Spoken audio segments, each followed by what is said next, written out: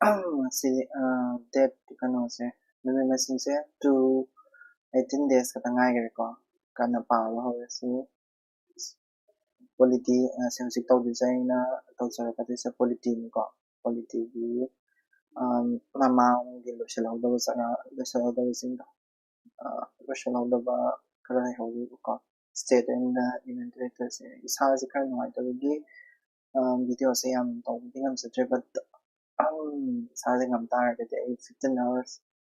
I tauge namadu khanjari ko 15 hours na nomada aduduna nomada video mari gomba tauge na khanbani ado ngasi gi oinadi video ani da losalani video mari bawdi ngamgani na khalli video mari bo ngamnaba I tawjarake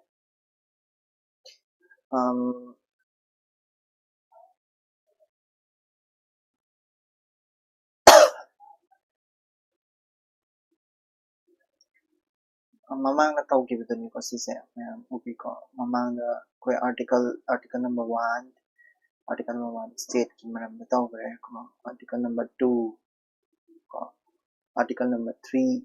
article number 4 tawgare ko mamanga video jingba hata yenga agadi dum khangni aduga article number 1 2 3 da ayamba tawgri se kaino India gi India da leriba state ko adagi union territory singsi matang da ni ko aibadi article number 1 dana ko gi India habise magi aidi kano ma'am ama lay ko gi schedule ma'am ama ni schedule ma'am dugi marakta schedule number first schedule seda ko gi India gi state amasung union territory gi maming singse pasana irana thammi ko Bharat se union of state ni ka na haige asaram dang video dam dang yin ko aduga dalo ma gyan ta ni ko article since mention toriba aduga India gi territory da kari kari yawi habtu sum na hai khabani adagi India da article number 2 amazing article number 3 da kadal har kana article number 2 ga 3 ga di koina India da akogi India gi territory da ko natraga hapchalakpa natraga lokthokkiba natraga India gi state manung da ko adi state manung da state se thugaraga no state semba ko natra haraga na boundary hongdong jin tawba adugumba meyam dugi matang da ko article number 2 ga 3 ga se aduga article number 4 da na 2 ga 3 ga gi matang da parliament na law sembagi matang ko parliament na law semba aduga mangonda haise kaino constitutional amendment natte habitamo ko sising ado ngasi tawdisina kaino haragana ngasi tawdisina kogi state amasung union territory se ko husik laiba state masing se pulapuna kuni pani ko union territory ni pan lai ko ado si adi moi kun pan union territory ni pan dune pulapuna moise kamaina lakhibano hana kamaina lerami ise kamaina leiri ko kamaina lakhibano habituni matangda ngasi tawsi ko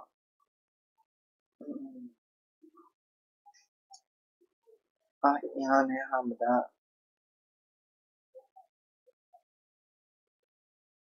asda isa ko ihan hai hamda koigi India se ning tamme phangba matamda ko after independence sai tare ko after independence phangba matamda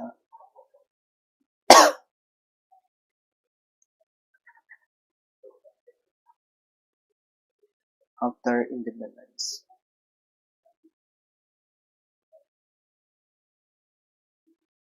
sigi wari ni ko after independence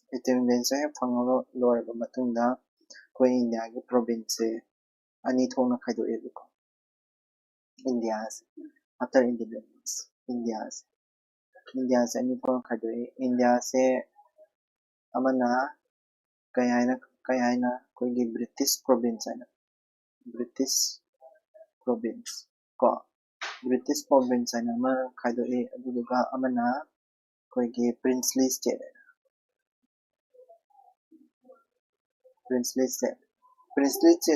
matamda princely state se 552 562 mai lerame ko 562 just something young, right? The British province, the Matamda British province, around 13-14 muki changale ramiko.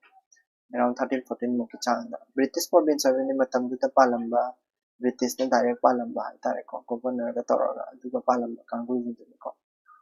the princely state, a British province,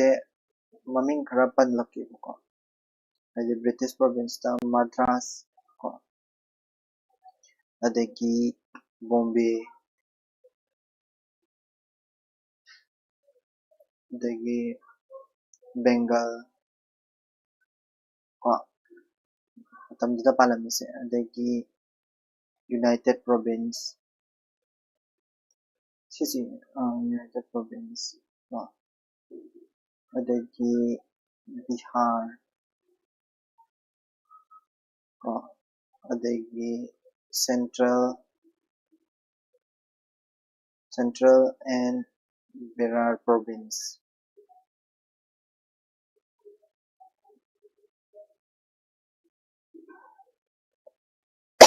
Sorry, Berar Province ko. Adagi saben subada Assam di select yaudini ko. Adagi Nipan subada Orissa ko. Mapan subada Punjab. Adagi sisi British ki province. British na direct palamba province ne. Adada British na direct palamba province da akoigi moigi marakshida akoigi chief commissioner na palamba province krale like Delhi. Delhi si chief commissioner ni ko. Sidi atay di governor ni ko. Adada sidi sikari ba 10 subada ki license. Sidi chief commissioner na palamba nga tani ko. Azmer Marwara. ko. Aduga 12 ta Cork. Aduga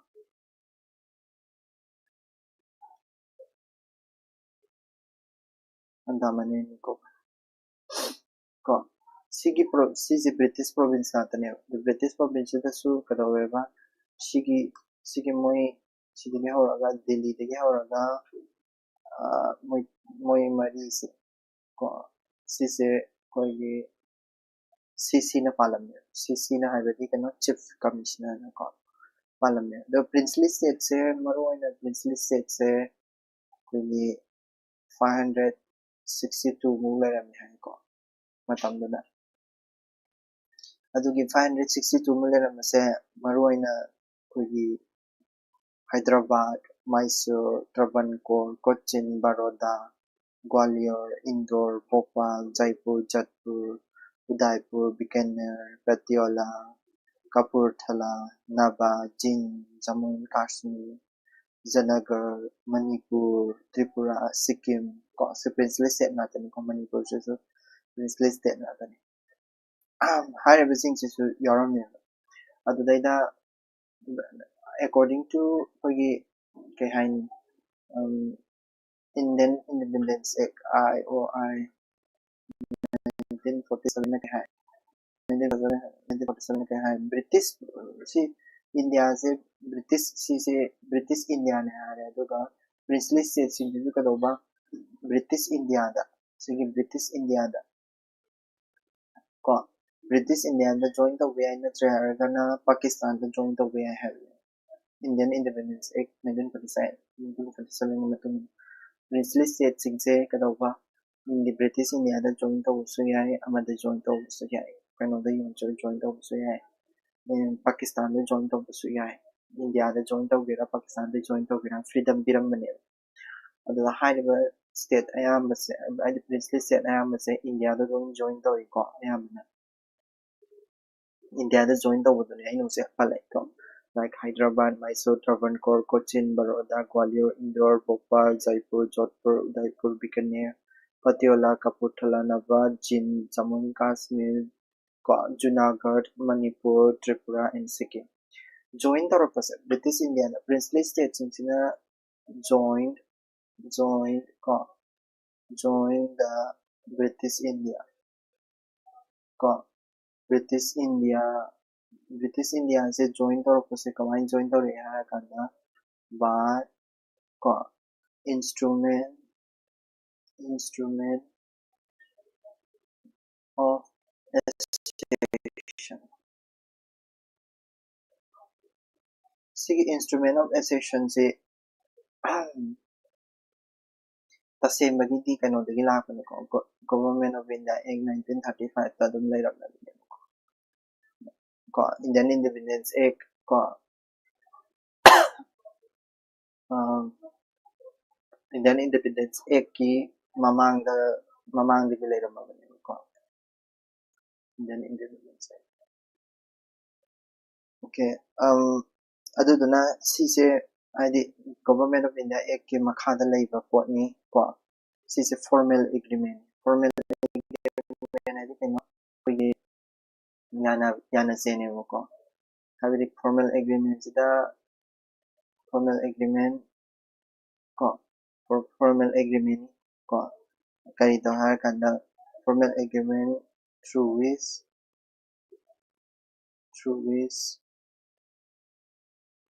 princely state sinsina ko India da join tawani ko princely state joined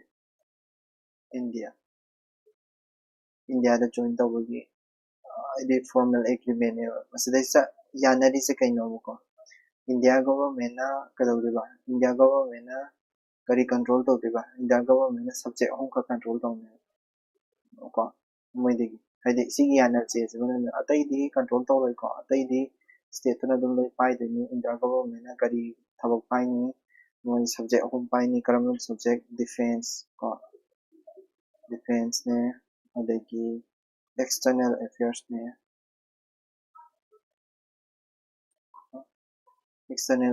ne aduga communication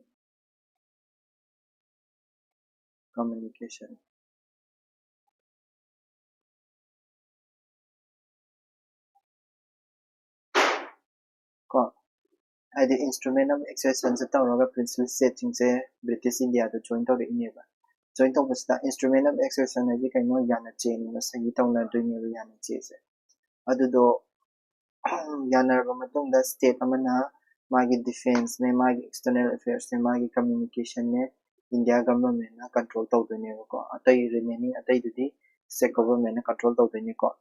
adedi kare letter moi princely state se ko later they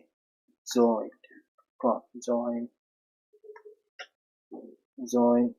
by merger agreement se ayamana sigi instrument of accession da tawgiba ayamba se merger agreement sign tawre abdi India da puna tinjajaraga sidaiti India na loin control tawrani ko jiglai ba mo gi laiga to merger agreement sign tawre ahamba da instrument of accession se sign tawrani aduduka merger agreement se mo sign tawrani ba adulaida state princely state kharadi khara ai 562 sina manungda princely state ahum haitare ko kogi asigi instrument of accession se taw yade meaning kay haini khana chingna ba kano tawna lay ningthawduna either ningthawduna yadabni khangde amana tawraga layeba ko ani resistance from three states or resistance from three princely state Karamba princely state no hargadi ko quite first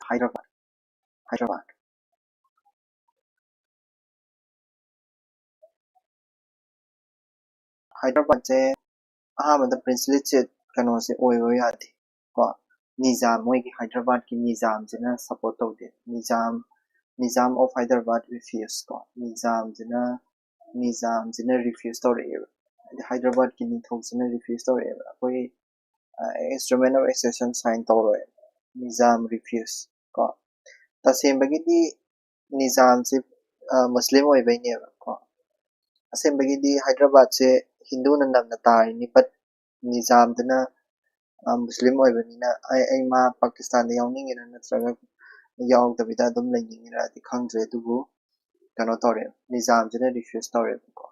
adudana kadawge hara kanda matamdata police thazalaga police action da namdana Hyderabad se namdana koina lokshalle ko accession tore like adumi police thazalaga tawgiba operation da yumami operation polo ko 1948 ko sina Hyderabad kini ko Hyderabad aise ngasai Andhra Pradesh da lei adagi tu subada Junagadh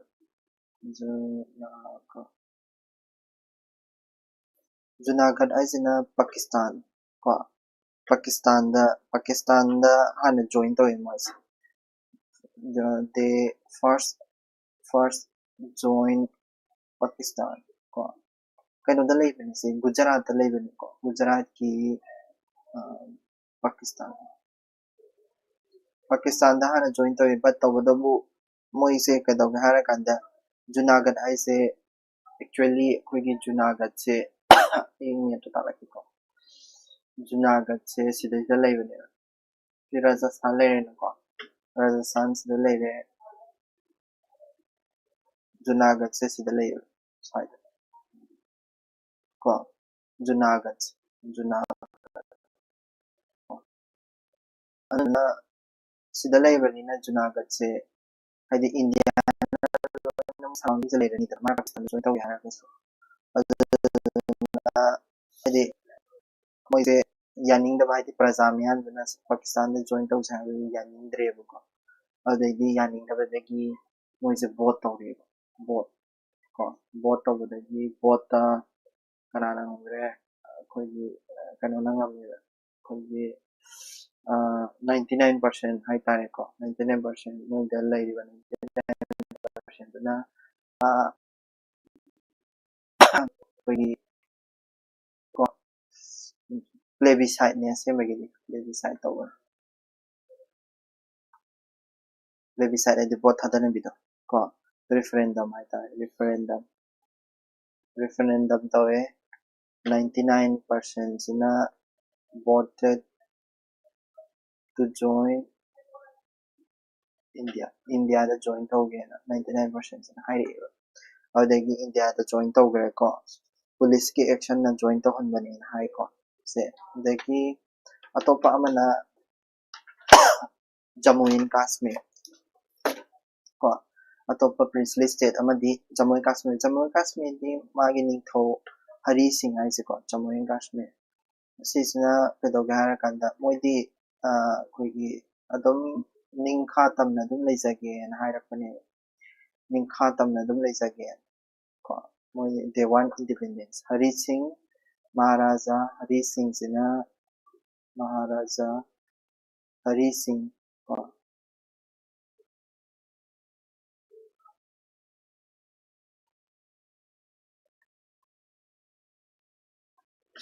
Maharaja Hari Singh ko want independence ko ma independence ti pame independent oina leiba pame but tawadabu Pakistan gi tribal amakakna Jammu Kashmir da land tokshale ko Pakistan gi tribal amakakna Jammu Kashmir da land tore adagi Maharaja Hari Singh sina kadawge hara kanda adudi India dagi mateng nirage ne India dagi mateng nire ko land do ngamnaba ina ko adagi Indiana kadawge hara kanda ngasagi mateng nirapado mateng do pirage tawadabu nang India da exit tawgadabani sineba ko India da exit tawgadabani Maharaja duna mateng pambiro ai exit tawrage hara exit tawba habati join tawrage hara ko Jammu Kashmir se join tawgibani adada ko aduga instrument of accession ko aduga instrument of accession sign tono instrument of accession 26 October ko 26 October sign ka 1947 1947 16 October sign tonaga Jammu Kashmir se India join tawiko sumaina India da join tawre princely state mayam ama join tawre ko sida independence phangbaga aduga after 1947 adugidagi 1951 gi constitution gi matung ina koigi first schedule da yaram base sumaina yaram 1950-51 da ko Indian constitution 1951 gi wari ko sila ka desa 1951 gi wari Indian constitution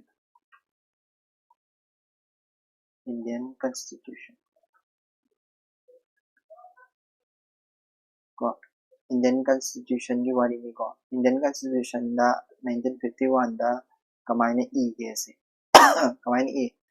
Indian constitution da first Indian constitution gi first schedule da kamaina harakanda koigi India gi state singse koigi India gi state singse koigi Indian state ko Indian state singse Indian state singse part mari thono khaido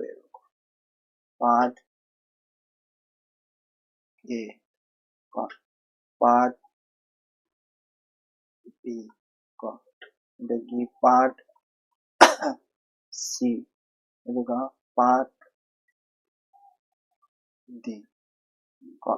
sumaina ihana 1951 da koigi India gi state singse sumaina khaido ko part A da yarise koigi governor gi territory oidene governors province oidene ko part B singsina governor gi province ai tar dinga sai British province to ni ko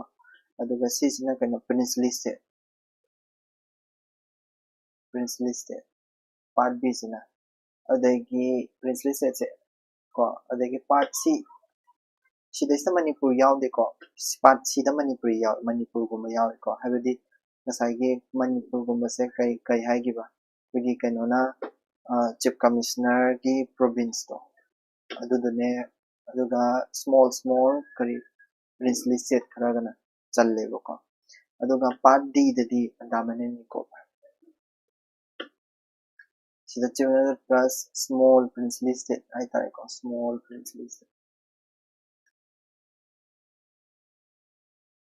aduga part D da na andamane ni ko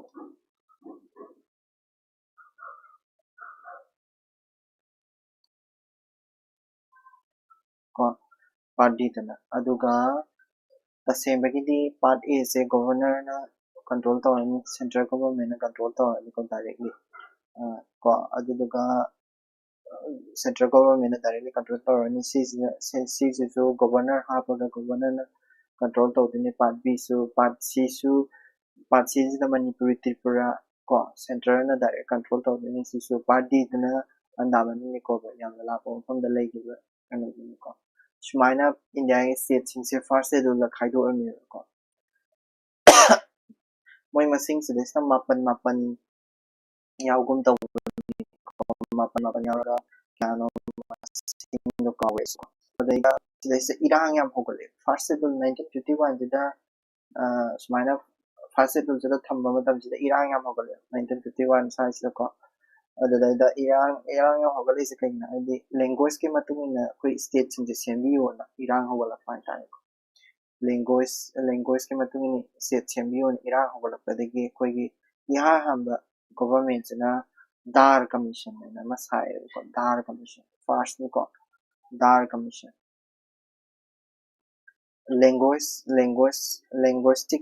linguistic ground da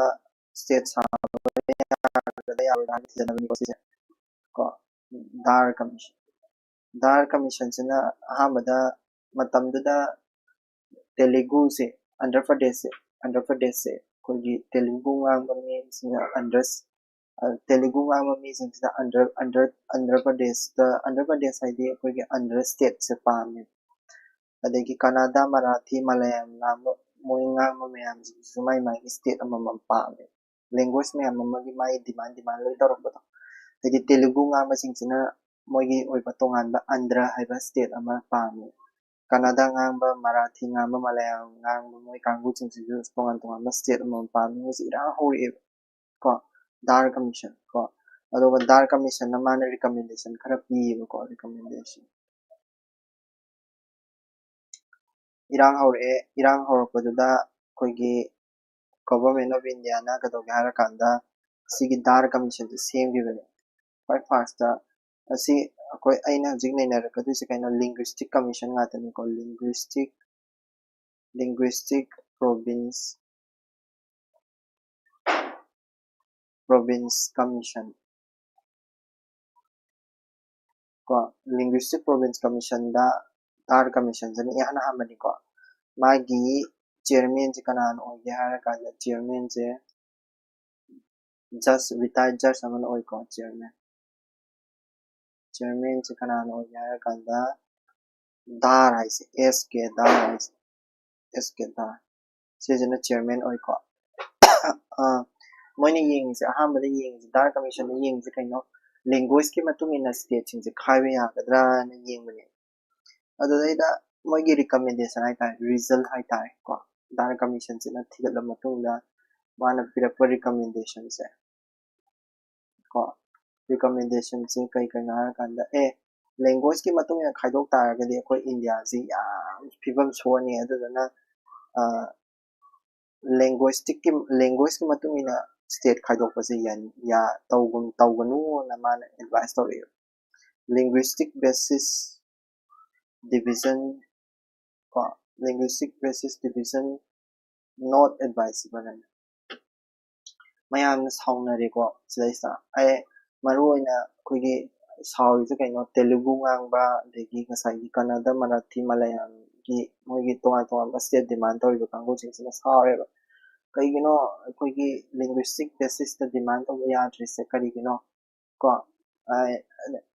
moina ki se language to scriptic yam ko India da le se aduna language ko dimaki ai state amam pa mina demand torok taragadi fibam do yam luidana ko adagi atopada kadoga harakanda should be based on administration the base tawgadamni kaigumba state ama khaido khaijin tawge harakandi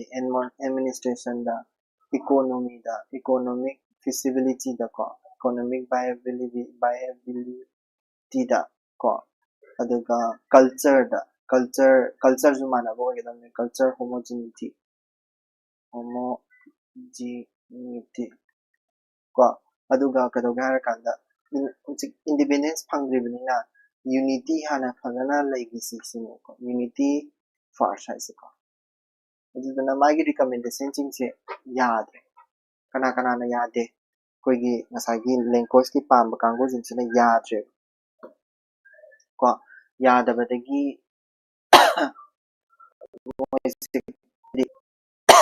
iha hamba koigi kidaisa kana yadagi ngasagi United Province to maming ama onto emanas United Province se Dar Commission se Dar Commission se 1950 51 52 19 tasembagi di 1948 ada sembani ko mase Dar Commission se hayo 1948 tasembagi June 17 1948 tasembani magi recommendation se June 1950 51 ada pidi adagi matamduda koigi kanose 1950 adayda koigi kanose United Province na masaya mawala ba lagi United Province ko United Province maming je rename tawgre ko rename maming on thokre rename ziglai riba kadawre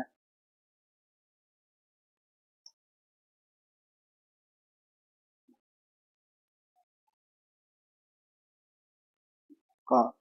ziglai riba kari Uttar Pradesh hai aduna Uttar Pradesh se yam liraba matamdagi lairare ko aduna United Province ko United Province haise maming atopam da onthokre Uttar Pradesh na onthokre ko 1950 ki matamda atai di kadore atai di kem state anova kai ka saba kai ka leitri ko haidi dar commission jina tawigo dar commission haise language ke matung ina same gum same administrative ground the same si haraga kani muk same dreba adudagi second chubada linguistic committee ama mulaye linguistic commission nate ko committee ni ko nang ni si kada ba na shidi linguistic province commission harne sidana linguistic province committee haraktuga committee में संयोग को JBP committee को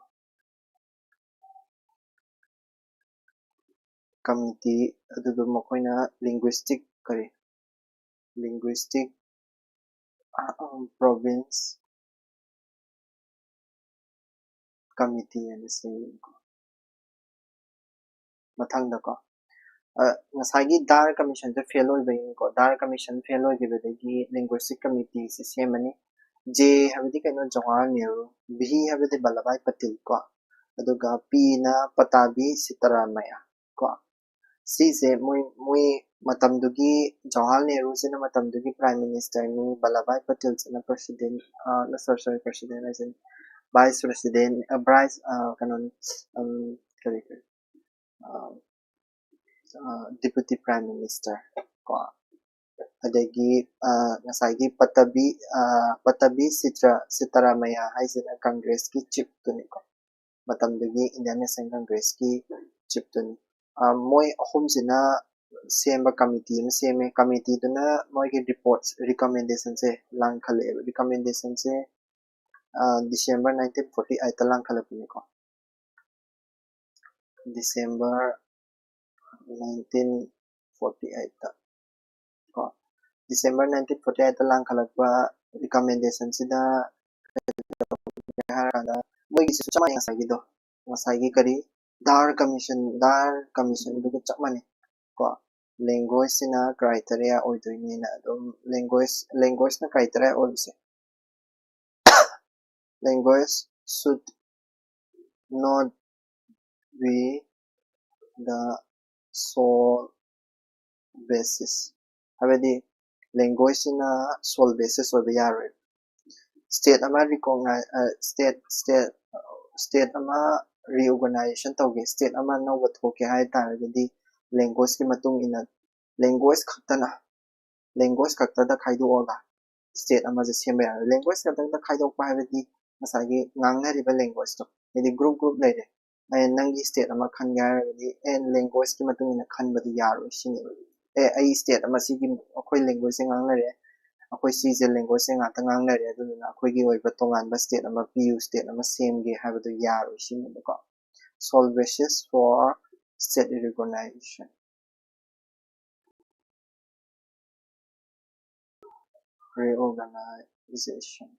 ko aduna language se sole criteria oiba yaro habsi ma haire aduna unity first nasai kanu du chamani ko dar commission du ga chamane re adum ayamba ko aduga 3 da amakak tongal ba maka hapsale ko aduga reject tok thoe mana reject tok edi kaino akogi matamda andhra state se same haidana Telugu ngamba mi jinjana andhra state aina ama same ona kanna ta iba matam ne ba du ko reject tok thoe man reject immediate ko immediate creation of andhra state same ona kanna hairapado yagidre sida JBP yagidre khudakta semgumsi khara leiraga semsi en matamda hainare ko adui matungdane si se adi 1950 la ise ko matung do halas okay 1948 matung 1950 matung sida 1950 size da 1952 size da irang je kan ba hingale 1952 da kamai kari mo da la ke hara kanda 1952 sida 1952 ko 1952 sida Iran se kankale ko 1952 da koigi nupa amakak ko Polity Sri Ramulu haiba ko maze fast over se 56 days ko ma fast over se 56 days fast over kind of died she give the Iran se ta kangre ko adudagi Iran se ta kangre kan she give the ko ya boina maze December 1952 the series ko aduduna maram orakanda yan han boina is the quite fast oina ni ko quite fast oina first state ko andhra state ko si October 1953 da October 1953 da Andhra state se form tawre form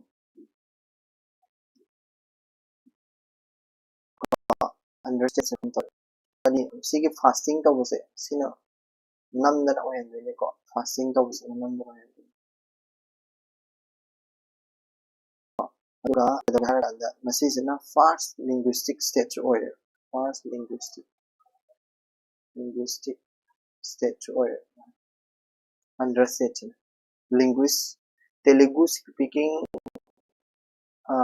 me ana later state oire ni 1942 1952 seme adudai sidagidi mari jatha hawe Maharashtra Kerala Karnataka Punjab Gujarat moisingsisu akoigi state piyo akoigi akoi moi language ki maramda semgrini akoisu state piyo tokale Iran se kalakpadagi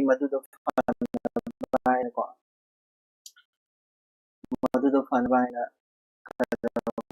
harakanda 1953 da 1953 da akoigi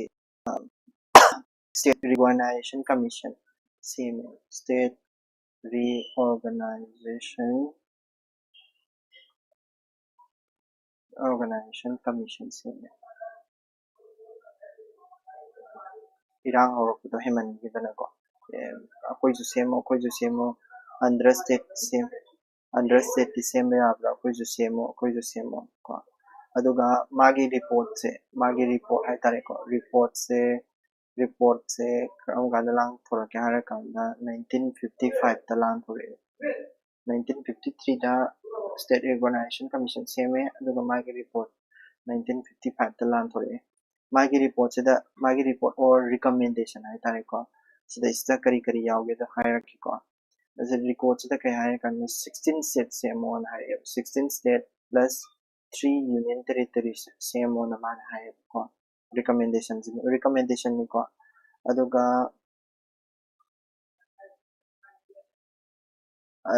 masu dum haibudi hai ko linguistic and cultural homogeneity culture amasung linguistic ki matung ina state sembase sise ko must not be adi one or several factor masisina maram oraga state semba yai ko adubu not the only one masing khaktana state semba yaroshi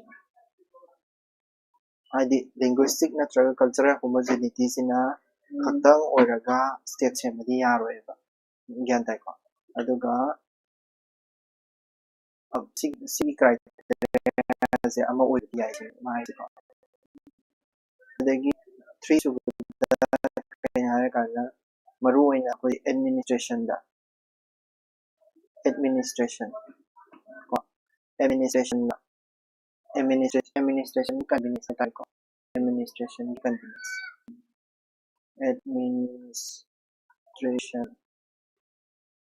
administration gi convenience natra haragana economic ko economic viability ko economic viability natre haragana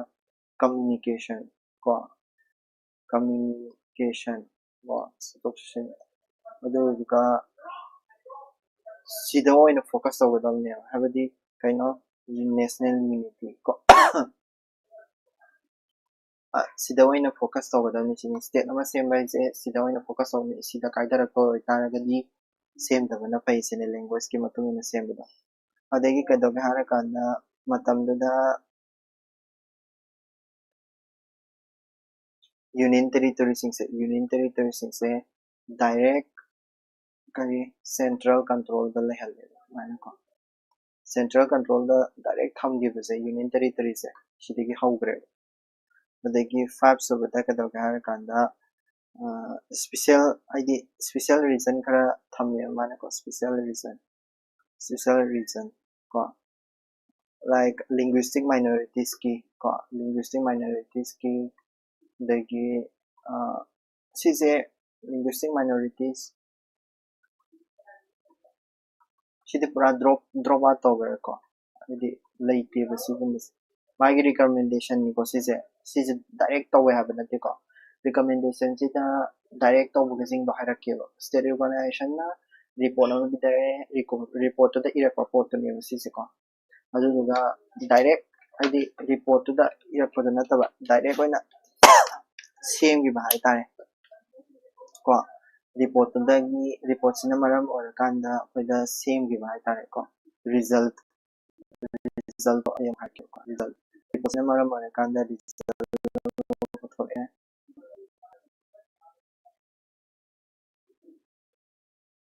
result sida kadoge harakanda di state taramari state 14 state ko 14 state same 16 state same habdo state 14 same ko aduga union territories plus 6 union territories same ko 14 states sing do mathang thang harake ko 14 states sing 14 states sing se e da kanana haraka Andhra Pradesh ko Andhra Pradesh Andhra Pradesh se kana na same gi bina haragadi Andhra Pradesh se masagi Andhra state na maligidra masagi Andhra state to Telangana ga pullaga same gi bina sis sai Andhra state na ma mathakta legibido aduduga Telangana ga pullaga same gi bina Andhra state ko adagi Kerala sina kana same gi bina kana pulla same gi haragadi Travancore Cochin Malabar Madras ko ajin pulla same gi bina adagi Karnataka sina Kannada speaking Kannada ngangba mi singdo adudu pungimni ko Karnataka sina Mysore ne Cork ne aduga Kannada speaking area khara ga pulla sengibani di dana kado kanana kana Bombay sina kana pulla sengina haragadi Bombay masama khana leramba Bombay masama ne Saurashtra ne Kutch ne Marathi and areas sida Bombay sida kano su yawran ko Gujarat su pulla yawran ko ida adagi da Madhya Pradesh Madhya Pradesh ko Madhya Pradesh sige Madhya Pradesh na kadoga harakanda Madhya Bharat na hana lerami ko Vindhya Pradesh kana Bhopal kana lerami adu hari bising sa punjala kana Madhya Pradesh same lerami ko if ta matamda Assam lere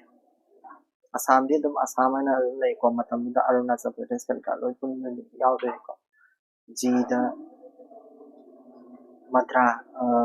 Bihar ko Haista Madras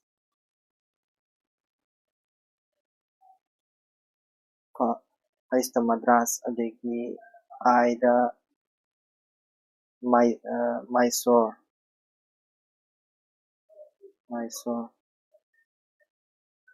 adagi je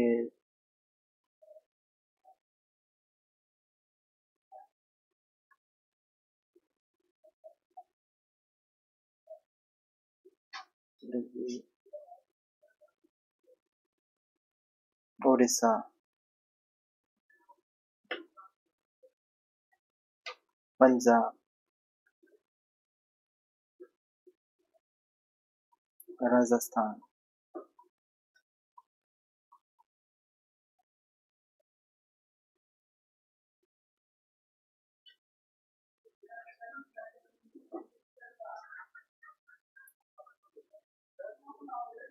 Uttar Pradesh, UP,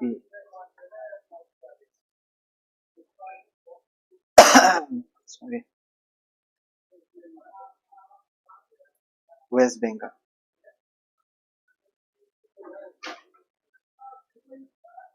Ko sumana same ko moy tramari adagi union territories moy union territories since ay palang ko union territories na moy state tramari lere union territories na kogi Delhi ko adagi Himachal Pradesh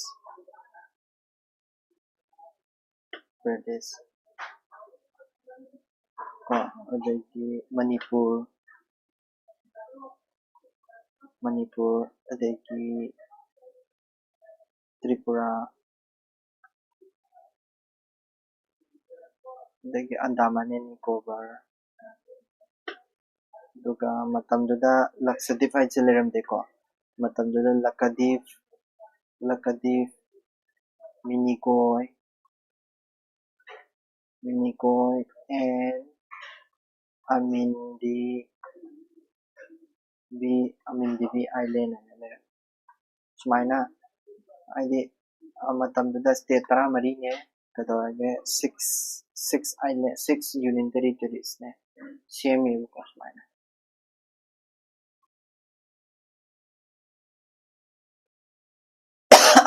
aduga sisa map to ulake ko silere ko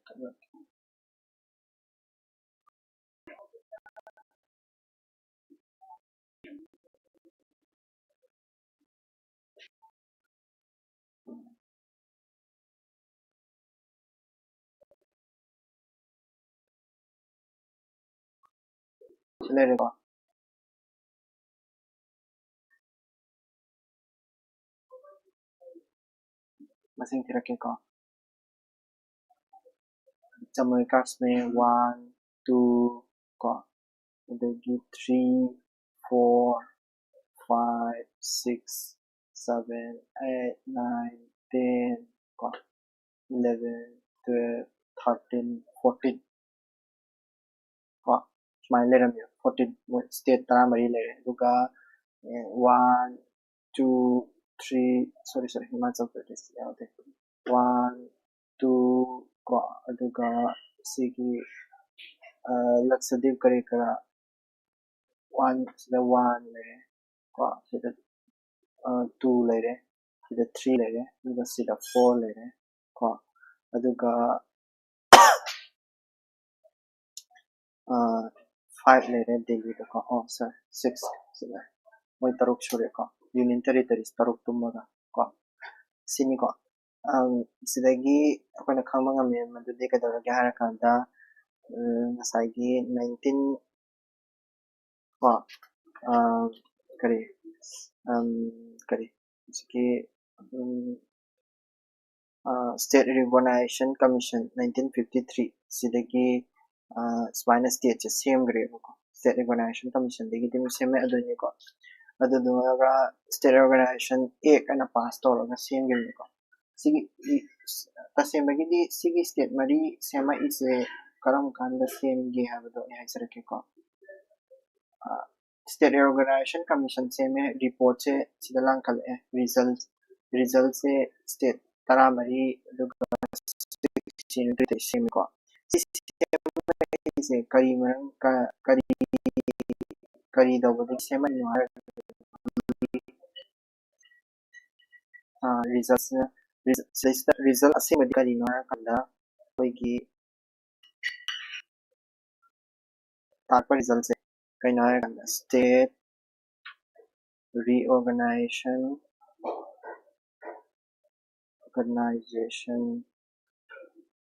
Act and ama pass hoye State Recognition Act 1956 adugi act gi makhada ni si semais gyata ko aduga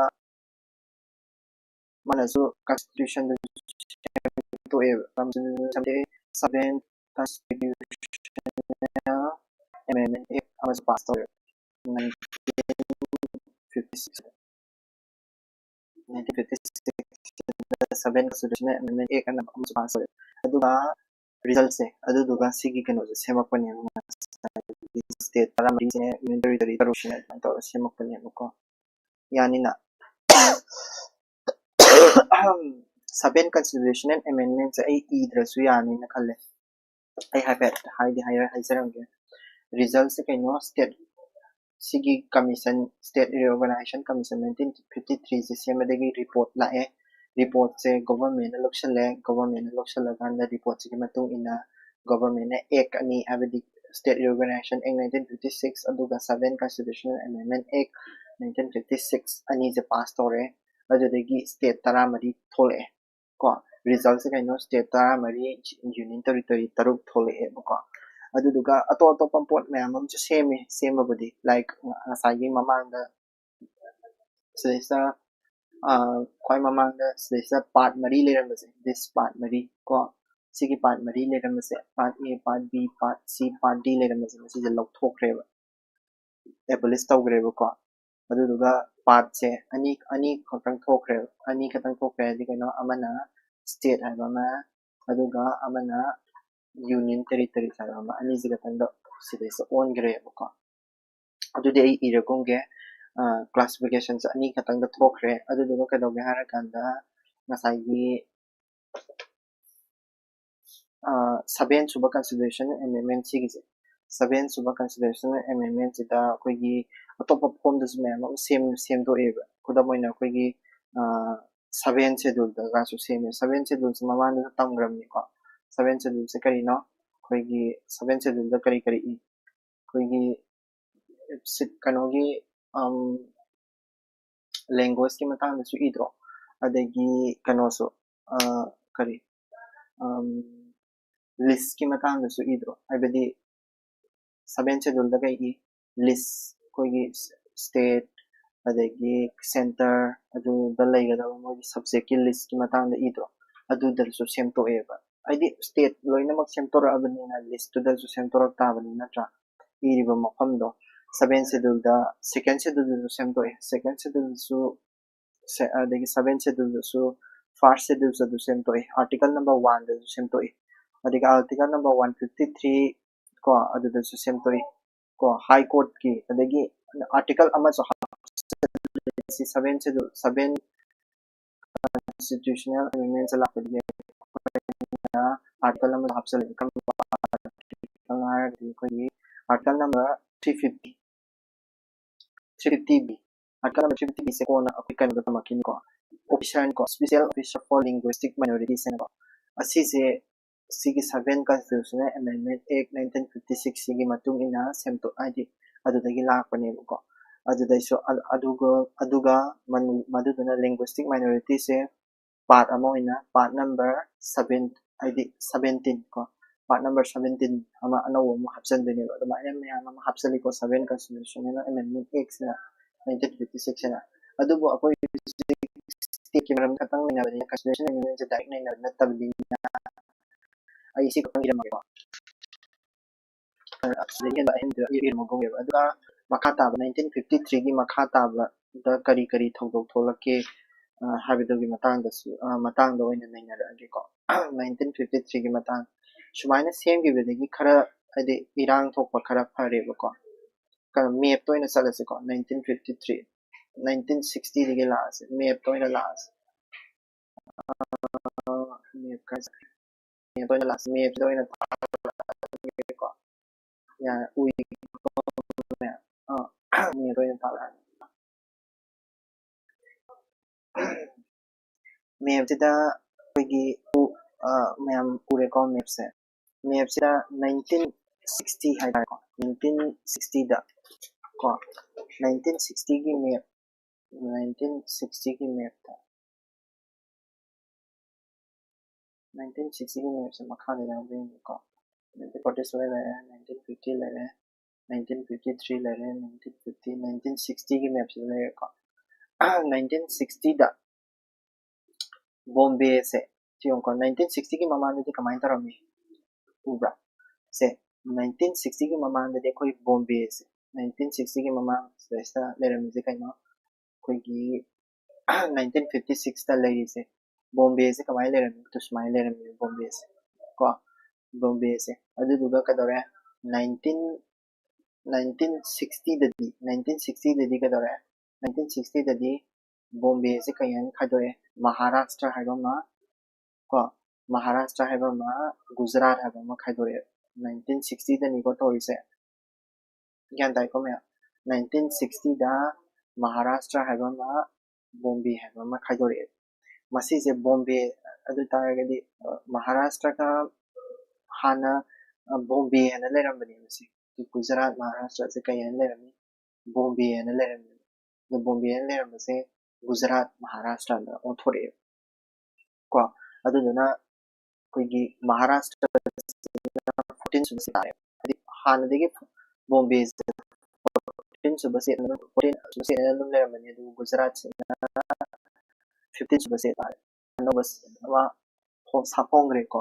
Hana 14 state खतंग ले रमदो को महाराष्ट्र दगी गुजरात से खाइदोख्रे हाबदी बॉम्बे दगी गुजरात से खाइदोख्रे दुगा महाराष्ट्र गुजरात का सेमग्रे अदुना महाराष्ट्र से 14 सुबह state ओयौरे दुगा गुजरात से ना कनो सुबह स्टेट ओय 15 सुबह स्टेट ओय करी मरम की खाइदोख्रे नो हायरगदी अदुगी रीजन लेबो करी मरम की खाइदोख्रे ना हाय तारगदी गुजरात मरो लोले गुजराती को गुजराती मरो लोले को अदुगा महाराष्ट्र दी मराठी मरो लोले को अदुना लैंग्वेज की ग्राउंड दा थुगाइबो ओइदिनि सिसु अदगी 19 सिगी मतुंग 1960 की मतुंग हाइतारे को 1962 से सिदा यावबे को यावद्रगदी 1963 दा सटख्रे 1962 की मतंग दा मका हाइजरके 1962 की मतंग को 1962 दा 1956 ले रहे 1960 ले रहे 1962 को 1962 से लिस्ट गोवा ले को गोवा उई को कलर में को कलर में नहीं की कलर से सी ऑरेंज नहीं है को गोवा गोवा गोवा से दा कलर नहीं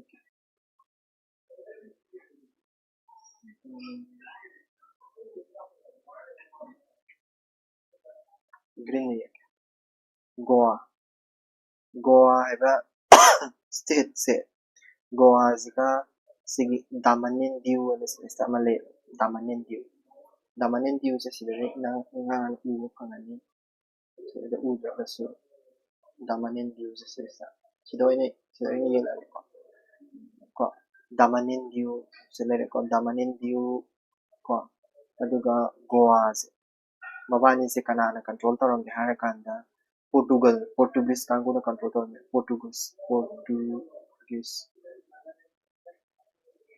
पोर्टुगीज कांगो कंट्रोल तौरंगे मबानी से पोर्टुगीज को पोर्टुगीज कांगो कंट्रोल तौरंगे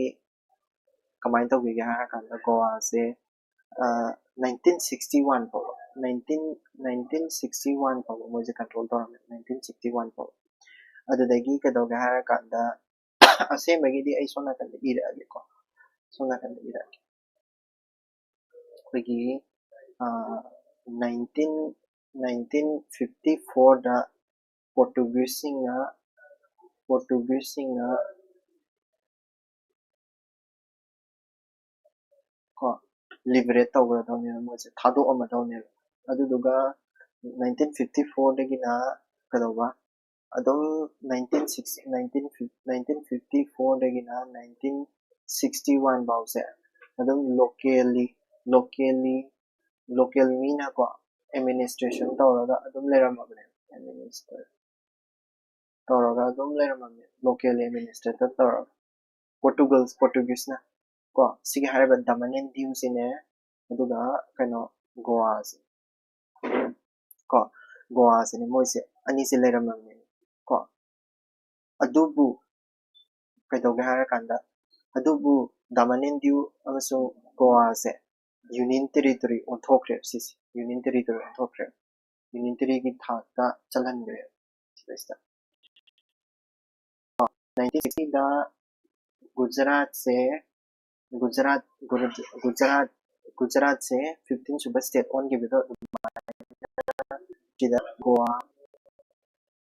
दुआ दामन दिउ सही को दामन दिउ गोवा ने दामन दिउ से ने अनि से पुल्ला कांदा कदोगे यूनियन टेरिटरी ऑन करे ज्ञान ताई को सी दामन डी है को डी उई को डी है बा दामन दिउ सिगा गोवा सिगा कनो से यूनियन टेरिटरी ऑन करे दा को दामन दिउ union territory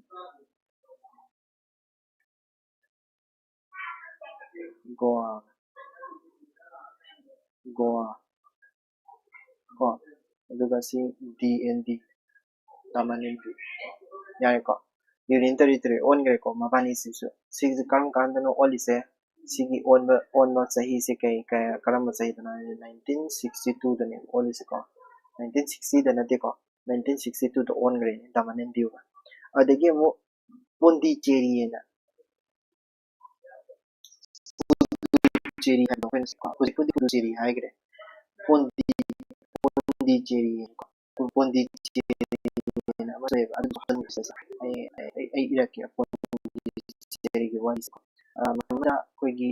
Karnataka Tamil Nadu hai tare ko Tamil Nadu da Pondicherry se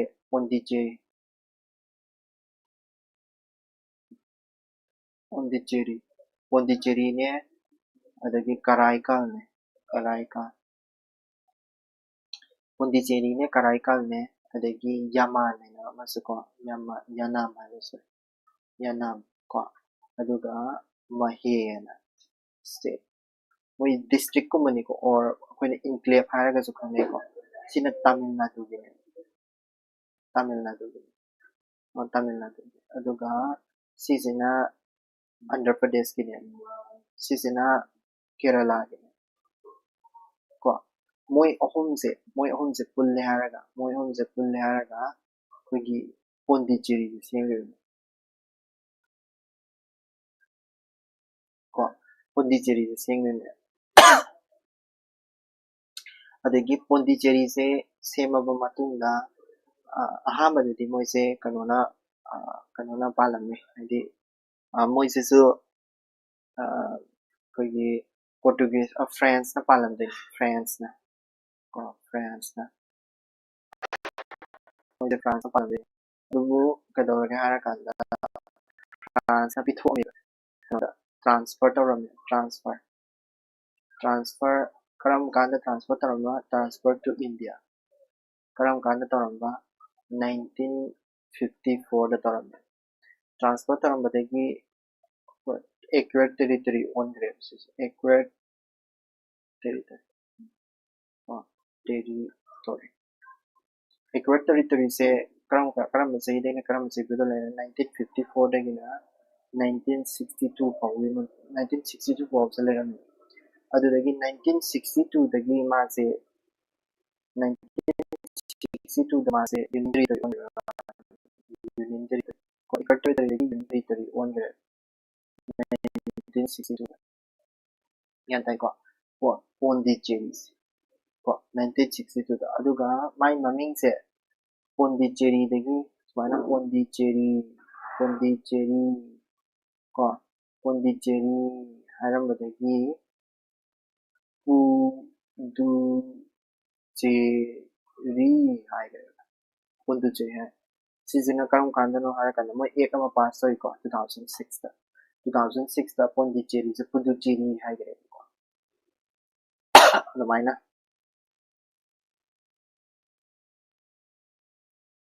sida map da su yawni ko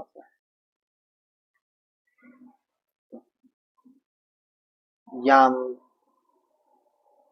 side adum I side adum iramage ko side yeksellamage side ko side baseman dia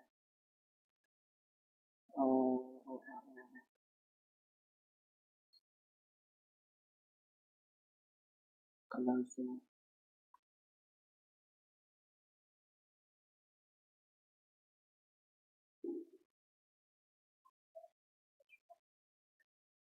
Pondicherry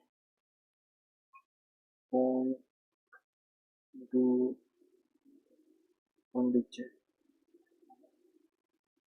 Pondicherry is the Union Territory. Union Territory 1962 dani ko 1962 dani synchronized organize ko 1960 da kana tore Gujarat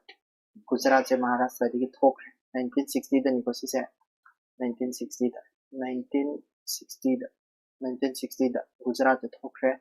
adagi 1962 dana kana thokre Dadra and the Daman Diu ne Goa ne Portugal dagi Union Territory thokre Pondicherry da ko 1962 Union Territory ani lakre ko 1960 da adagi 1962 pau legre 1962 dagi kari la ani yengsi ko 1963 dana Nagaland la se ko Nagaland ko to Nagaland Nagaland से क्या सुबह state ओले 1963 दा 1963 दा 16 सुबह state ओले 16 सुबह state Nagaland से को कनाडा खादोक्तिबा आसाम दगी मादी हानदगी यूनियन टेरिटरी अमफो ओइरमदे को मादी जस्ट नागालैंड से 1963 दा मासे 1963 दा मासे दम 16 सुबह स्टेट अन ओन ग्रेब को आसाम दगी दे खादोक्तिबा को na Naga से 1963 दनी को अदगी 1963 दा गी खादोक्राबा मतुंदा मो कनादा 1966 दा मो लाओ 1966 दा पंजाब रिकॉग्नाइजेशन बिल है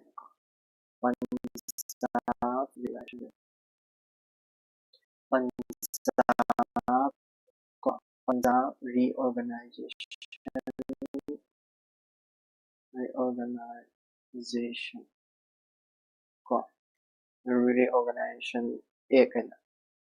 अदुदा कमाई तो क्या करना 1966 तनी को सीजना अदुगी हेंग मथंगदा नागालैंड की हेंग मथंगदा 1966 दा पंजाब से मियेंगसिको हाना स्माइना लेरमनी हाना लेरमसे तो हिमाचल प्रदेश पंजाब है को अदुदुगा कदोगे हरा कंदा आई हैव पे चौरा को ये लगे को पंजाब से कोई अनी थोनो खाइदोक्राने स्माइना को सी मथक सिमगा मखा सिमगा सी पंजाब ने हरियाणा ने अनी थोनो खाइदोक्राने तो सिदा खाइदोगे तो हरियाणा पंजाब को खाइदोक्राने सीजना पंजाब ओयरनी अदुगा सीना हरियाणा ओयरनी अलमाइना अनी थोनो खाइदोक्राने को अनी से अदुदुगा हिमाचल प्रदेश चिखोंग दा लेरिसे आना पंजाब की जगह लेरमसे हिमाचल प्रदेश से यूनियन टेरिटरी ओन ग्रेनी से यूनियन टेरिटरी को हिमाचल प्रदेश से अदुदुगा चंडीगढ़ है हिमाचल प्रदेश चिखोंग जगह न तब चंडीगढ़ साइज सिजिसु यूनियन टेरिटरी ओन ग्रेनी हिमाचल प्रदेश ने हाना पंजाब की एरिया साइज खरजु लेरमे अदु पंजाब की लौथोख्रने मासे अदुगा हिमाचल प्रदेश अमा अदुगा चंडीगढ़ हना हिमाचल प्रदेश का चंडीगढ़ का सेमानिया स्टेट से तो हिमाचल प्रदेश से सिद्धि सेम को आई एक्सल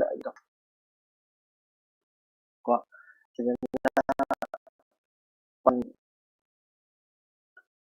पंजाब से में को पंजाब से में हरियाणा से में को अदुगा दरे हिमाचल प्रदेश से आई अनी को हिमाचल प्रदेश से सीजिमा this is the Himachal Pradesh Pradesh ko Himachal Pradesh si union territory ni ko union territory aduga ama galake sisina Chandigarh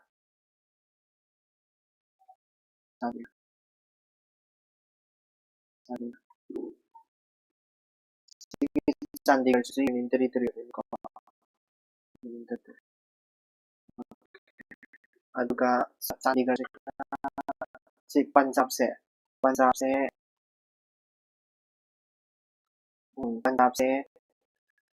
क्या बसे दी पंजाब से हार्दिक lam हरियाणा हरियाणा क्या कोई 17 state 16 नागालैंड 16 सुरे हरियाणा 17 state क्या निको सिदगी यूनियन टेरिटरी अनि जो थोलक रे को यूनियन टेरिटरी अनि जो थोलक रे करी हिमाचल प्रदेश का चंडीगढ़ का थोलक रे हानादेसु हिमाचल प्रदेश से दुम लेदि लेजराबनेको यूनियन टेरिटरी ओय अदुदगी चंडीगढ़ अमसु थोखरिने अदु हिमाचल प्रदेश सु सेमी हाना लेरमिदुगा हुजिक लेबे हिमाचल प्रदेश गा हुजिक लेबे यूनियन टेरिटरी से कितन चौखलेबको 1966 दा लेबे हिमाचल प्रदेश हाबे यूनियन टेरिटरी से कितन चौखले कयनदि पंजाब तेगे लम खरा लौनिको को अदुदुगा चंडीगढ़ हाबे लम सिसु तोंगाना थोखरेदको Okay, aduga amuk 1972 da 1970 si 1960 66 ke matung 1969 amaga hayang ko 1969 da kogi Madras se sida ista Madras se Tamil Nadu ne sida budi hai gare ko Tamil Nadu ne sida hai ese hana Madras ko ramida sida ista ko sida so 1960 Tamil Nadu dum hai ese se pasembagi di my map is soy niko aina map si ye pana tam na soy si je Madras hai ga ko Madras se hai da Madras ka change to ge maming the change to ko si ge Madras se Tamil Nadu the change to Madras Madras se Tamil Nadu ai se Madras agi Tamil Nadu the change to ge Tamil Nadu ko karam kanda change to ge hara kanda 1969 ko 1966 की हेक मथंग 1969 सो आई दही दुगी मतुंगी नाई सो map से तुम तांग लेई निको आई direct exact I दे चप माना ने हेक ताक को दुदी आई सु ngamdre but to मेप तो आई नि को ना तंग नो को but to आई सु खर सेंटो गा हाइजरी से नि को सिले सिस्टम में अब तुम केनो तो मदुम केनो तो से दुगा 1971 दुगा 66 हिमाचल प्रदेश Lumahei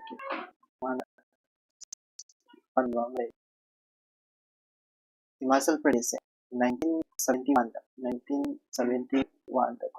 माजी स्टेट ओले Himachal Pradesh Union Territory Olam 1971 दा माजी स्टेट ओले अदो क्या सब स्टेट ओरे माना 18 सब स्टेट ओरे 1971 तक 18 सब स्टेट ओरे शिबो खंगजलजिको 18 सब स्टेट ओरे माना 17 सब स्टेट ना हरियाणा ओइगरे माजे 1966 तनिको माना 1966 तनी सही ननिको सिना 1966 तनी को हरियाणा अदुगा 1971 दना kana Himachal Pradesh ko yani na okay 1972 la si ko 1972 se de amana ko ina North East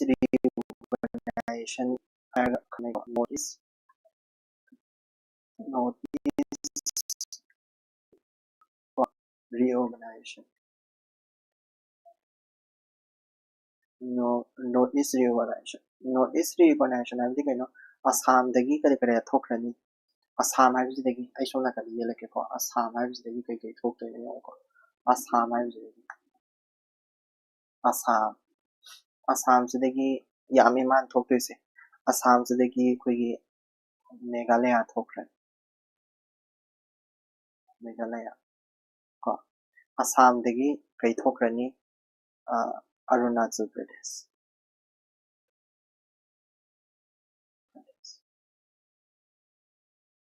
ꯍꯥꯟꯅ ꯑꯔꯨꯅꯥꯆꯜ ꯄ꯭ꯔꯗꯦꯁꯁꯦ ꯑꯩꯈꯣꯏꯅ ꯅꯣꯔꯠ ꯏꯁ ꯐ꯭ꯔꯟꯇꯤꯌꯔ ꯑꯦꯖꯦꯟꯁꯤ ꯍꯥꯏꯔꯒ ꯈꯪꯅꯔꯝꯃꯤꯀꯣ ꯑꯁꯥꯝꯁꯦ ꯑꯗꯨꯗ ꯃꯁꯤꯗꯩꯁꯤꯗꯒꯤ ꯑꯔꯨꯅꯥꯆꯜ ꯄ꯭ꯔꯗꯦꯁ ꯍꯥꯏꯅ ꯀꯧꯒꯗꯧꯅꯦꯕ ꯑꯁꯥꯝꯁꯤꯗꯒꯤ ꯊꯣꯛꯈꯤꯕꯗꯒꯤ ꯍꯥꯟꯅ ꯑꯁꯥꯝ ꯃꯅꯨꯡꯗ ꯂꯩꯔꯤꯉꯩꯗꯗꯤ ꯑꯁꯥꯝꯒꯤ ꯒꯣꯚꯔꯅꯔꯁꯤꯅ ꯅꯦꯐꯥ ꯍꯥꯏꯔꯤꯕ ꯅꯣꯔꯠ ꯏꯁ ꯐ꯭ꯔꯟꯇꯤꯌꯔ ꯑꯦꯖꯦꯟꯁꯤ ꯍꯥꯏꯔꯤꯁꯦ ꯁꯤꯁꯦ ꯀꯟꯇ꯭ꯔꯣꯜ ꯇꯧꯔꯝꯕꯅꯦꯕꯀꯣ ꯑꯗꯨꯗꯨꯕꯨ ꯀꯩ ꯍꯥꯏꯅꯤ ꯁꯤꯒꯤ ꯆꯍꯤ 1972ꯒꯤ ꯆꯍꯤꯁꯤꯗ ꯑꯁꯥꯝꯁꯤꯗꯒꯤ 1972ꯒꯤ ꯆꯍꯤꯁꯤꯗꯀꯣ ꯑꯁꯥꯝꯗꯒꯤ ꯃꯦꯘꯥꯂꯌꯥ ꯊꯣꯛꯈ꯭ꯔꯅꯤ ꯑꯔꯨꯅꯥꯆꯜ ꯄ꯭ꯔꯗꯦꯁ ꯊꯣꯛꯈ꯭ꯔꯅꯤ ꯌꯨꯅꯤꯌꯟ ꯀꯣ ꯑꯗꯒꯤ ꯃꯤꯖꯣꯔꯥꯝ ꯊꯣꯛꯈ꯭ꯔꯅꯤ ꯀꯣ ꯃꯤꯖꯣꯔꯥꯝ ꯊꯣꯛꯈ꯭ꯔꯅꯤ ꯑꯁꯥꯝꯗꯒꯤꯅꯤꯀꯣ ꯊꯣꯛꯇꯣꯏꯁꯦꯀꯣ ꯑꯗꯨꯗꯨꯒ ꯃꯦꯘꯥꯂꯌꯥꯁꯤꯗꯤ ꯑꯩꯈꯣꯏꯅ ꯁ꯭ꯇꯦꯠ ꯑꯣꯏꯅ ꯊꯣꯛꯑꯦꯕ ꯁ꯭ꯇꯦꯠ ꯑꯣꯏꯅ ꯀꯌꯥ ꯁꯨꯕ ꯁ꯭ꯇꯦꯠ ꯑꯣꯏꯔꯅꯤ ꯃꯥꯅ 21st ꯁꯨꯕ ꯁ꯭ꯇꯦꯠ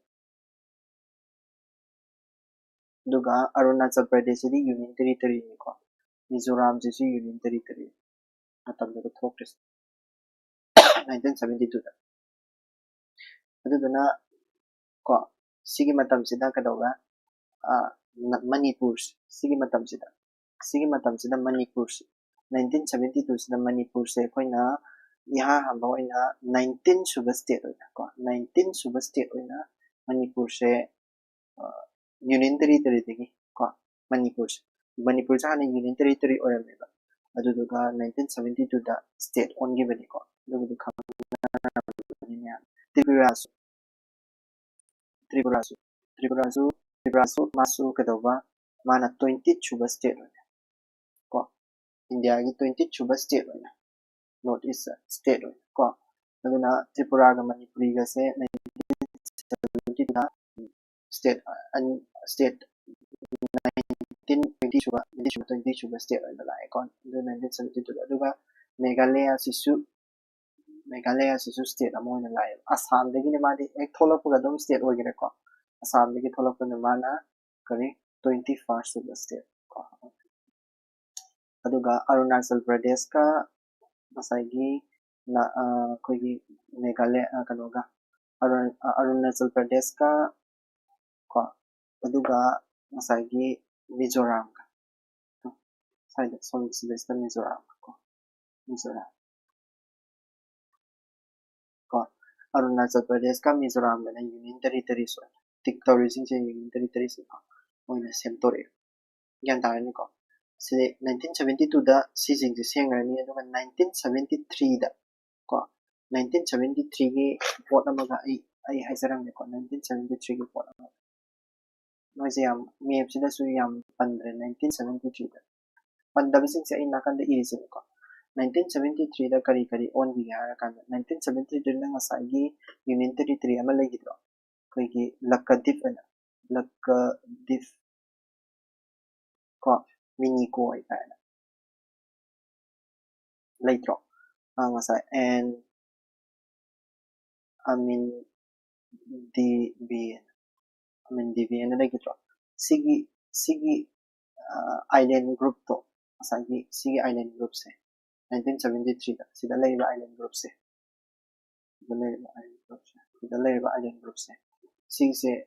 ꯁꯤꯒꯤ ꯑꯥꯏꯂꯦꯟ ꯒ꯭ꯔꯨꯞꯁꯤꯅꯦ ꯄꯨꯂꯞ ꯄꯨꯟꯅ ꯍꯥꯟꯅ ꯁꯨꯃꯥꯏꯅ ꯃꯃꯤꯡꯁꯦ ꯁꯥꯡꯅ ꯀꯧꯔꯝꯕꯅꯦꯕ ꯑꯗꯨꯗꯣ ꯁꯤ ꯔꯤꯅꯦꯝ ꯇꯧꯈ꯭ꯔꯦꯕꯀꯣ ꯔꯤꯅꯦꯝ ꯇꯨ ꯀꯔꯤ ꯂꯛꯁꯗꯤꯞ ꯍꯥꯏꯅ ꯃꯃꯤꯡꯁꯦ ꯑꯣꯟꯈꯤꯕꯒꯤ ꯋꯥꯅꯤꯗ ꯂꯛꯁꯗꯤꯞ ꯀꯣ ꯑꯗꯨꯒ ꯁꯤꯒꯤ ꯁꯦꯝ 1973ꯁꯤꯗ ꯉꯁꯥꯏꯒꯤ 1973ꯁꯤꯗ ꯃꯥꯏꯁꯣꯔ ꯍꯥꯏꯅ ꯂꯩꯔꯝꯕꯁꯦ ꯔꯤꯅꯦꯝ ꯇꯧꯔꯒ ꯀꯔꯅꯥꯇꯀꯥ ꯍꯥꯏꯅ ꯑꯣꯟꯈ꯭ꯔꯦ ꯀꯣ ꯀꯔꯅꯥꯇꯀꯥ ꯃꯥꯏꯁꯣꯔꯗꯤ ꯁꯤꯗꯗꯤ ꯐꯖꯅ ꯀꯔꯅꯥꯇꯀꯥꯅ ꯏꯔꯝꯃꯦꯀꯣ ꯍꯥꯟꯅ ꯃꯥꯏꯁꯣꯔ ꯀꯧꯔꯝꯃꯦꯕ ꯁꯤꯒꯤ ꯃꯃꯥꯡꯗ ꯃꯥꯏꯁꯣꯔꯅ ꯀꯧꯔꯝꯃꯦꯕ ꯀꯩꯒꯤꯅꯣ ꯈꯪꯗꯦ ꯃꯣꯏ ꯑꯗꯨꯝ ꯆꯦꯟꯖ ꯇꯧꯔꯒ ꯑꯗꯨꯝ ꯂꯥꯛꯑꯦ ꯍꯧꯖꯤꯛꯀꯤ ꯃꯦꯞ ꯑꯁꯦꯡꯕꯁꯤꯗꯗꯤ ꯃꯥꯏꯁꯣꯔ ꯍꯥꯏꯅ ꯑꯗꯨꯝ ꯂꯩꯕ ꯅꯠꯇ꯭ꯔꯣ ꯃꯥꯏꯁꯣꯔ ꯍꯥꯏꯅ ꯂꯩꯖꯗ꯭ꯔꯥ ꯁꯦ ꯁꯤ ꯃꯥꯏꯁꯣꯔ ꯍꯥꯏꯅ ꯂꯩꯔꯤꯁꯦ ꯀꯣ ꯁꯤ ꯀꯔꯅꯥꯇꯀꯥꯅ ꯆꯦꯟꯖ ꯇꯧꯈꯤꯕꯁꯦ ꯀꯔꯝ ꯀꯥꯟꯗꯅꯦꯕ 1973ꯗꯅꯤꯀꯣ ꯑꯗꯨ ꯏꯔꯕꯅꯤ ꯑꯗꯣ ꯃꯣꯏꯒꯤ ꯃꯦꯞꯁꯤꯗꯗꯤ ꯑꯩꯅ ꯂꯧꯔꯛꯏꯕ ꯃꯦꯞꯁꯤꯗꯗꯤ ꯑꯗꯨꯝ ꯃꯃꯤꯡ ꯑꯣꯟꯊꯣꯛꯄ ꯀꯥꯟꯁꯦ ꯀꯩꯝ ꯍꯥꯏꯗ꯭ꯔꯦꯀꯣ 1973ꯗ ꯑꯣꯏꯅꯤꯀꯣ ꯑꯗꯨꯒ 1975 ꯇ 1975 ꯒꯤ ꯋꯥꯔꯤꯁꯤꯗꯤ ꯑꯩꯈꯣꯏꯒꯤ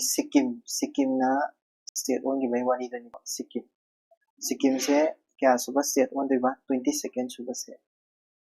22nd ꯁꯨꯕ ꯁ꯭ꯇꯦꯠ ꯑꯣꯟꯈ꯭ꯔꯦ 1975 ꯇ ꯁꯤꯛꯀꯤꯝ ꯑꯁꯤꯕꯨꯗꯤ ꯈꯪꯉꯝꯃꯅꯤ 1975 ꯇ ꯁꯤꯛꯀꯤꯝꯗ 22nd ꯁꯨꯕ ꯁ꯭ꯇꯦꯠ ꯑꯣꯟꯈꯤ ꯍꯥꯏꯕꯁꯤꯗꯤ ꯃꯃꯥꯡꯗꯁꯨ ꯑꯩꯅ ꯁꯤꯒꯤ ꯍꯦꯛ ꯃꯃꯥꯡꯒꯤ ꯚꯤꯗꯤꯑꯣꯗ ꯑꯗꯨꯝ ꯌꯦꯡꯉꯣ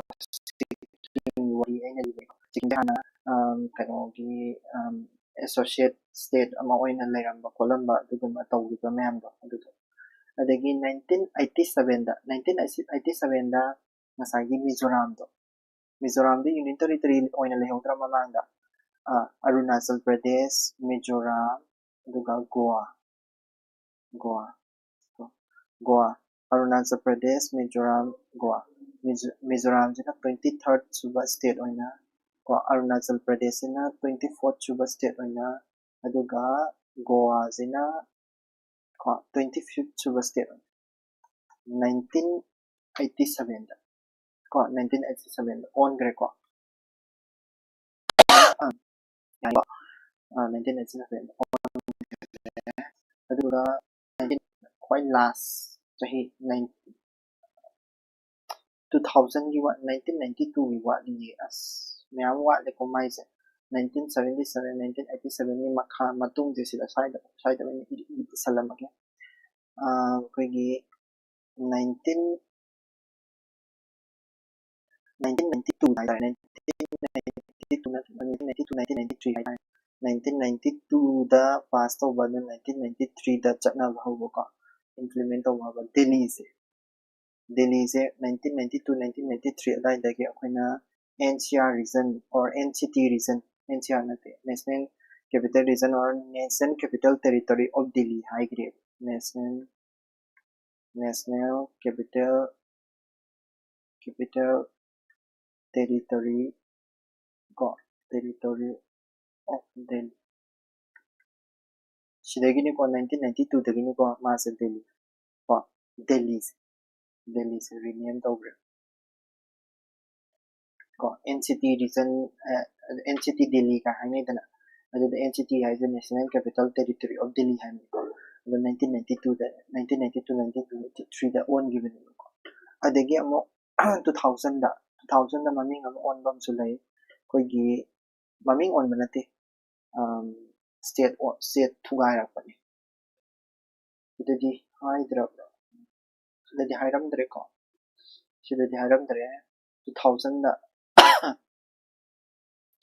2000ꯗ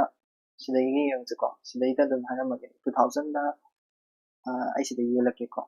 2000ꯗ ꯎꯠꯇꯔ ꯄ꯭ꯔꯗꯦꯁꯁꯦ ꯁꯤꯒꯤ ꯎꯠꯇꯔ ꯄ꯭ꯔꯗꯦꯁꯁꯤꯗꯒꯤ ꯁꯤꯗꯩꯁꯤꯗꯒꯤ ꯀꯩꯅꯣꯁꯨ ꯊꯣꯛꯈ꯭ꯔꯅꯤ ꯎꯠꯇꯔ ꯄ꯭ꯔꯗꯦꯁꯇꯒꯤ ꯀꯔꯤ ꯊꯣꯛꯈ꯭ꯔꯅꯤ ꯎꯠꯇꯔꯥꯟꯆꯜꯁꯨ ꯊꯣꯛꯈ꯭ꯔꯅꯤ ꯎꯠꯇꯔꯥꯟꯆꯜ ꯌꯥꯎꯔꯝꯗ꯭ꯔꯦꯀꯣ ꯁꯤꯗꯩꯁꯤꯗ ꯎꯠꯇꯔꯥꯟꯆꯜ ꯊꯣꯛꯈ꯭ꯔꯅꯤ ꯕꯤꯍꯥꯔ ꯂꯩꯅꯀꯣ ꯕꯤꯍꯥꯔꯗꯒꯤ ꯀꯔꯤ ꯊꯣꯛꯈ꯭ꯔꯅꯤ ꯖꯔꯈꯟ ꯊꯣꯛꯈ꯭ꯔꯅꯤ ꯖꯔꯈꯟꯅꯦꯕ ꯁꯤꯁꯦ ꯑꯗꯨꯒ ꯕꯤꯍꯥꯔꯗꯒꯤ ꯖꯔꯈꯟ ꯊꯣꯛꯈ꯭ꯔꯅꯤꯀꯣ ꯑꯗꯨꯗꯨꯒ ꯃꯙ꯭ꯌ ꯄ꯭ꯔꯗꯦꯁ ꯁꯤꯒꯤ ꯃꯙ꯭ꯌ ꯄ꯭ꯔꯗꯦꯁꯁꯤꯗꯒꯤ ꯑꯩꯈꯣꯏꯒꯤ ꯆꯠꯇꯤꯁꯒꯔ ꯊꯣꯛꯈ꯭ꯔꯅꯤ ꯑꯗꯨꯗ ꯑꯩ ꯌꯦꯛꯁꯜꯂꯛꯀꯦꯀꯣ ꯃꯥꯒꯤꯁꯤꯗꯒꯤ ꯁꯤꯗꯩꯗ ꯀꯔꯤ ꯊꯣꯛꯂꯛꯑꯅꯤ ꯆꯠꯇꯤꯁꯒꯔ ꯁꯣꯔꯤ ꯎꯠꯇꯔꯥꯟꯆꯜ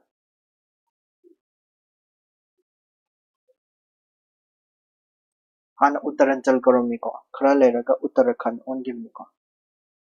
ꯎꯠꯇꯔꯥꯟꯆꯜ ꯑꯗꯒꯤ ꯎꯠꯇꯔꯥꯟꯆꯜ ꯁꯨꯃꯥꯏꯅ ꯇꯧꯕꯤꯒꯦꯀꯣ ꯎꯠꯇꯔꯥꯟꯆꯜ ꯂꯩꯔꯦ ꯕꯤꯍꯥꯔꯗꯒꯤ ꯁꯤ ꯖꯔꯈꯟ ꯊꯣꯛꯈ꯭ꯔꯅꯤ ꯕꯤꯍꯥꯔꯗꯒꯤ ꯖꯔꯈꯟ ꯀꯣ ꯑꯗꯒꯤ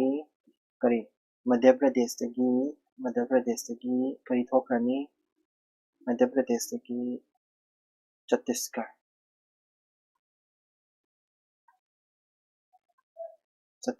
2000ꯗꯅꯤꯀꯣ ꯊꯣꯛꯇꯣꯏꯁꯦ 2000ꯗ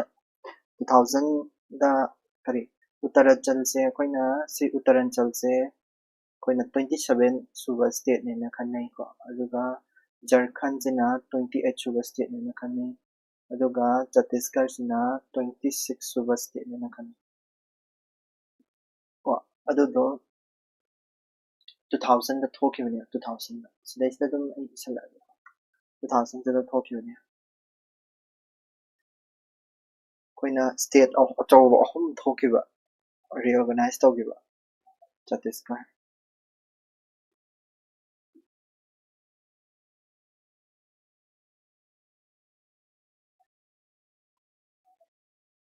छत्तीसगढ़ को उत्तरांचल झारखंड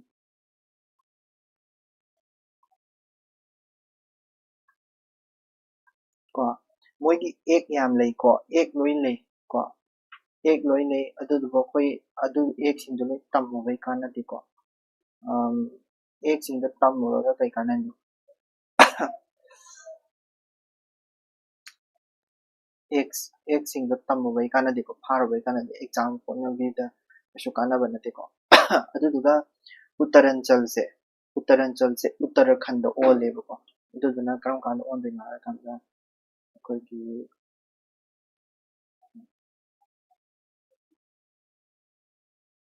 2007 दा करीदा 2007 दा उत्तराखंड से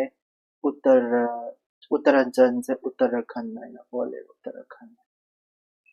को ममिंग से रीनेम तौबनी को रीनेम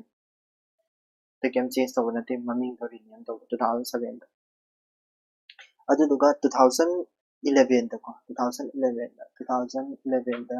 ममिंग खरजु चेंज तौई 2011 दा ओडिशा हरमसे रीनेम तौय 2011 दा कनो दा 2011 दा को रीनेम तौय 2011 दा ओडिशा ना से हागिनि अदुगे करी मोइदा लोनाबा ओडिया लैंग्वेज से मोइन हाइरमसे रीनेम तौग्रे को रीनेम को कोइना ओडिया लैंग्वेज ममिंग सिसु ओडिया हाइद्रे ओडिया हाइग्रे 2011 दे अदुई मतुंगना 2014 गिजिदि अखोइ मयाम लोइ खंगमनि तेलंगाना सेमगिब्स तेलंगाना सेमगिब्स तेलंगाना से अखोइ गिदि कनो सुबा स्टेट निको 29 सुबा स्टेट निको 29 सुबा स्टेट अदो सर कनो आइदि 29 स्टेट से 29 सुगदरा पुलपुन्ना जिकसे सुरोइ को आइदि स्टेट 29 सी 29 सुबा स्टेट तेलंगाना ओइना सेमगरे 2014 दा अदुदुबु हुजिक लेरिबा स्टेट सिदि स्टेट सिंसे कियानो हाइदि 28 स्टेट कइनो हाइदि I had a care 2019 दा state kumapal lembase 2019 दा state kumapal lembase state ama hadagre kari kugi Jammu Kashmir reorganization bit khangi ko Jammu Kashmir reorganization Jammu and Kashmir article 370 ga revoke tawgibido reorganization ek haitare ko एक से पास तौग्रे दनो को अदुदना Jammu and Kashmir से अनि थोनो थुगाइग्रे करी Jammu and Kashmir union territory हबमा Ladakh union territory हबमा को असमाइना अनि थोनो खादोख्रे अदगी कदोगे हारा कांदा मसाइगी यूनियन टेरिटरी अनि को 2000 सीजना 2021 दा को 2021 दा कदोगे हारा कांदा Dadra and Nagar Haveli हाइबा union territory से सिगी यूनियन टेरिटरी से ने प्लस को दामन एंड दीव ने अनि से पुंचलगा को अनि से पुंचलगा ममिंग अमा खतंग द ओंथोक्रे यूनियन टेरिटरी अमा खतंग द ओंथोक्रे यूनियन टेरिटरी अमा द ओंथोक्रे ममिंग दो कइनो ममिंग द याम सांग द ई को दादरा एंड नगर Haveli ꯃꯃꯤꯡꯁꯦ ꯄꯨꯂꯞ ꯄꯨꯟꯁꯤꯟꯈ꯭ꯔꯦꯕꯀꯣ Haveli and Daman Daman and Diu ꯍꯥꯏꯅ short form ꯗ DNISDT ꯀꯣ ꯁꯤꯁꯦ 2020-21 ꯒꯤꯅꯤꯀꯣ ꯑꯗꯨꯗꯒꯤ ꯌꯨꯅꯤꯌꯟ ꯇꯦꯔꯤꯇꯣꯔꯤꯁꯦ ꯃꯁꯤꯡ ꯑꯃ ꯍꯟꯊꯔꯦꯀꯣ ꯑꯗꯨ ꯑꯣꯏꯇꯥꯔꯒꯗꯤ ꯄꯨꯂꯞ ꯄꯨꯟꯅ ꯍꯧꯖꯤꯛꯁꯦ ꯁ꯭ꯇꯦꯠ ꯀꯌꯥ ꯂꯩꯔꯦ state 19 ꯇꯣꯇꯦꯜꯗ 28 state ko total 28 state lay ko aduga plus 8 union territory lay hujik ko 2025 latest oina ko sida loire state ki mathang semakpagi mong se ko aduga